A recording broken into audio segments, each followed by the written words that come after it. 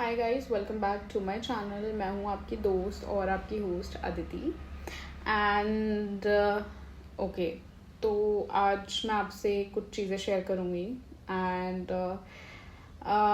काफ़ी videos shoot की मैंने यहाँ पर इस प्लेस पे स्पेसिफिकली। तो आज बेसिकली मैं आपसे ये शेयर करना चाहती हूँ that I would be leaving this place very सून।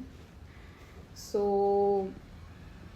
मतलब बहुत सारी चीज़ें पर्सनल एंड पे चल रही थी। It's been more than 5-6 months here.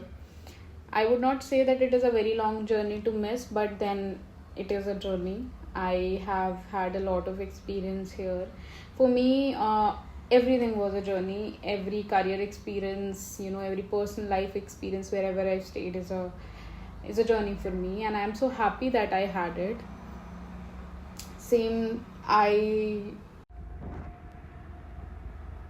So I decided that I will be moving on 22nd of August.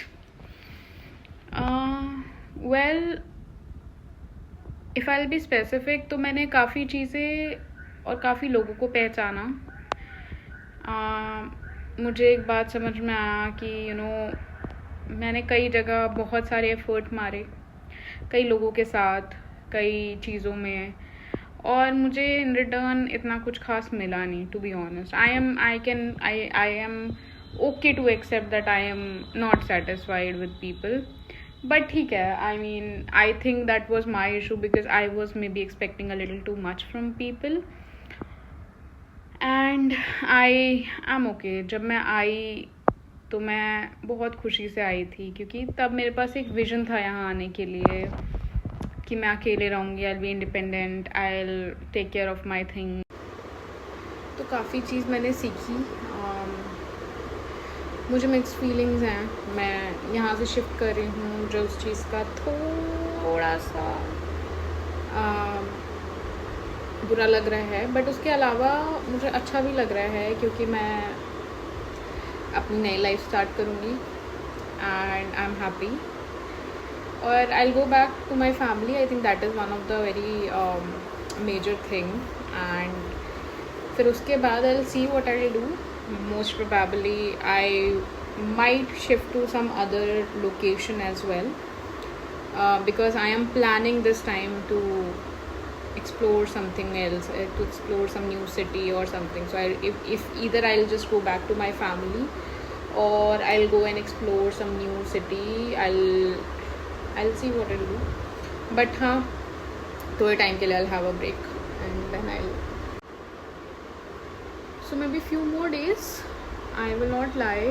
कभी कभी मुझे यहाँ अकेले बहुत चीज़ें याद आती हैं। मुझे मेरे यहाँ से बहुत इमोशनल मेमोरीज कनेक्टेड हैं। पॉइंट है कि जिसका साथ लेकर मैं यहाँ आई थी, वो इंसान ही मेरा बीच में साथ छोड़ गया। तो थोड़ा सा दुख है इस बात का, लेकिन ठीक है। मतलब I think we all have phases in life. हर किसी की ज़िंदगी में कुछ ना कुछ कभी ना कभी होता है। That also I had a phase, but I'm okay. I think it's a new chapter, and it's a new beginning, and it's a new journey altogether. And ठीक है, मतलब I think चीज़ें कहीं ना कहीं मैनेजेबल हैं, क्योंकि एक पॉइंट था जब मैं बहुत ज़्यादा वल्नरेबल थी, जब मुझे वीकेंड्स में बहुत ज़्यादा पुरानी चीज़ें याद आ। सो मतलब मुझे बस इतना है कि इट्स ओके। लाइक मैं वैसे भी अब रीच आउट नहीं करती। And it's not that, it is not because I am into someone else. ऐसा नहीं है। I am totally all alone, and I am happy being alone. वैसे भी at this point of age I will not look out for any relationship stuff, but इसके अलावा कि मैं block दूँ, मेरा खुद भी मन नहीं करता उसे रीच आउट करने का, क्योंकि I tell you what, there was a time when I used to respect this person a lot. बहुत ज़्यादा respect. मतलब he was a person, ideal person for me altogether. मुझे लगता था कि he was the one जिसके लिए मैं इतना वेट कर रही थी, जिसके लिए मैंने इतने एफर्ट किए. Not to cry on this because I'm strong for obvious reasons. तो mm, I just want to share. Okay, I don't want to blame him for anything. I mean, everybody has their choices. He had his own ways of dealing life. I have my own. I am totally fine, and I don't want to disrespect him for any reason. A lot of things has happened, और शायद मैं अपनी कुछ चीज़ों के लिए, अपनी कुछ हरकतों के लिए भी सॉरी हूँ, क्योंकि it's not always about a guy. Sometimes it's about us also. Although he was nice, but हमारी कुछ चीज़ें नहीं मैच करती थी for some reason, and it's okay, like we are, I am okay to move. वो कोई मुझे issue नहीं था. But now the purpose of sharing is this video is not to tell me how heartbroken I was, but I want to tell you that how a healing process looks like actually. तो initial few months, I had it in the month of February. तो initial few months were very difficult for me, very very very difficult, क्योंकि आप किसी एक इंसान की बात सुनते हो, उसकी आवाज़ें सुनते हो, आप इतना यूज टू हो जाते हो उस इंसान का कि then you want to hear them again and again, you want to see them again and again, and you can't believe that they're no more a part of your life, but then you have to accept after a certain point in time. But वो acceptance करने में वो जो process होता है वो बहुत difficult होता है, because मेरे लिए तो था, मतलब मैं तो I was totally insane and I was not able to accept what happened. but ठीक है, it happened. Initially मुझे बहुत दिक्कत हुई. वीकेंड्स पे, वीकडेज पे मेरा ऑफिस होता था. That was one of the source of recovery for me, कि मुझे काम ही इतना करना होता था कि मुझे अपने इमोशंस प्रोसेस करने का टाइम ही ना मिले. बट धीरे धीरे करके चीज़ें थोड़ी सी बेटर होने लगी. और मैं इनफैक्ट कल रात में भी मुझे बहुत याद आ रही थी. तो मैंने ना अब eight this point in time I started holding my emotions बहुत ज़्यादा. एक पॉइंट था मैं बहुत रेस्टलेस हो जाती थी, मैं बहुत परेशान हो जाती थी जिस इंसान से. मतलब मुझे लगता है कि इट हैपन्स टू पीपल, जिसका कटा होता है उसको हमेशा ऐसा लगता है. ब्रेकअप वाला सीन जब भी होता है, तो मुझे भी कभी वीकेंड्स पे बहुत याद आती है, नो डाउट अभी भी आती है. और मुझे बस ऐसा लगता है कि मैं उसे फ़ोन करूं या मैसेज करूं, बट मुझे पता है मैं नहीं कर सकती for a reason, and the reason is that I am being blocked. कोई बात नहीं, मैं तो कहती हूँ अच्छा ही है. बट मुझे पता है सिर्फ इतना, बैक टू नॉर्मल हो गई, सब चीज़ें ठीक हो गई.